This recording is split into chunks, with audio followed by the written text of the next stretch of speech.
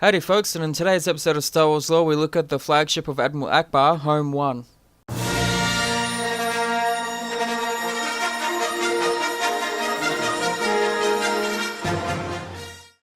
Now when you look at the blimp-like shape of the MC-80 Starcruiser Home 1, you can see it as an example of the unique starship design that typified Mon Calamari vehicles. Now in order for the Rebellion's daring assault on the Emperor's forces to succeed at the Battle of Endor, a seasoned naval officer had to be placed in charge of the spaceborne combat elements. There was no better person for the job than the Mon Calamari warrior Admiral Ackbar, and it was fitting that he headed the operation to destroy the second Death Star from the bridge of his personal flagship, Home 1, which, as we know, was an MC-80 class Mon Calamari Starcruiser. Now, it was Ackbar's petition to join the Rebel Alliance that first allowed ships like Home 1 to become part of the Rebel Starfleet and stand toe-to-toe with the Empire's mighty Star Destroyers. Without the help of these distinctive and powerful starships, the Rebellion's war for freedom might have faltered at its most desperate hour. Now, like many MC-80 vessels, Home 1 was conceived as a civilian craft without weapons of any kind. Almost cylindrical in shape, the flowing organic lines of this vessel indicated its most unique nature. For the Mon Calamari, constructing a starship was something more akin to a work of art or a sculpture than a mere exercise in shipbuilding. Even though they may have possessed similar systems, Mon Cal designers ensured that no two star cruisers were exactly identical, handcrafting every vessel with care and detail. While this increased the aesthetic beauty and grace of these starships, it did mean that maintenance could be problematic for technicians from other species, although the Mon Calamari themselves saw their design philosophy as eminently logical.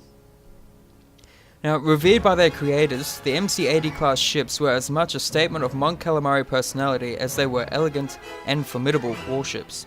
Built to explore space and make peaceful contact with alien civilizations, Home 1 was pressed into military service to defend the rebellion on the orders of Admiral Ackbar, who offered his race's shipbuilding skills to the Alliance when Dak, the Mon Cal homeworld, broke away from the rule of Emperor Palpatine.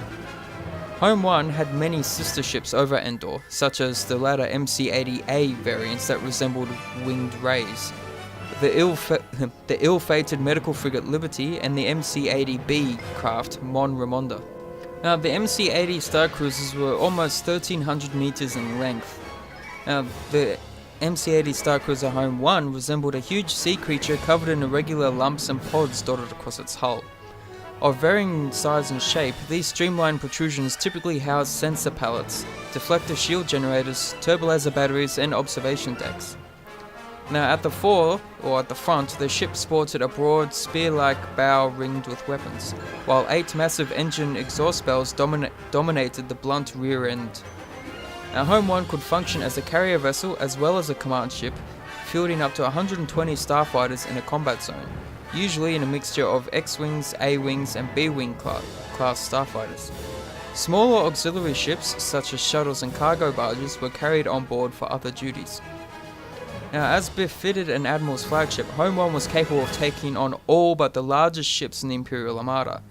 Scattered in clusters across the hull were 36 Tamenbach XV9 turbolaser cannons arranged in patterns of 12 cannons covering each arc of fire. The primary weapons were backed up by 36 Armac SW7 ion cannon batteries used to disable enemy ships. Now, 6 Phylon Q7 track-beam projectors on the dorsal and ventral hulls could capture, disable, or damaged craft and direct them to one of many landing bays, or else take them in tow, although the rear quarter of the ship was not covered by a projector. The hull of an MC-80 Starcruiser was extremely tough and capable of surviving multiple hits. The fuselage featured a reinforced titanium alloy skin defended by a serrage seal shielding system. The myriad transparent steel viewports that once dotted the ship's length in more peaceful times were plated over and sealed, toughening the craft still further, though sadly upsetting the aesthetic tastes of the Mon Cal designers in the process. Now, a major part of the ship's strength stemmed from the multiple redundancies of many of its primary systems. For example, in comparison to Imperial ships of a similar size and volume, Home 1 had triple the number of shield generators, working in concert to forge a powerful energy barrier to incoming energy weapons fire. This kind of design also meant that the loss of one single component will not prove fatal, as critical functions could be rerouted to ensure the shield coverage was maintained. And there you have it, that's some Star Wars lore on the MC-80 Starcruiser Home 1, used as Admiral Ackbar's flagship during the Battle of Endor in Return of the Jedi. So if you like the video, be sure to drop a like, subscribe if you're new, leave a comment or two for your thoughts on the video if you feel like it as well, and I'll talk to you on the next one, and catch you later.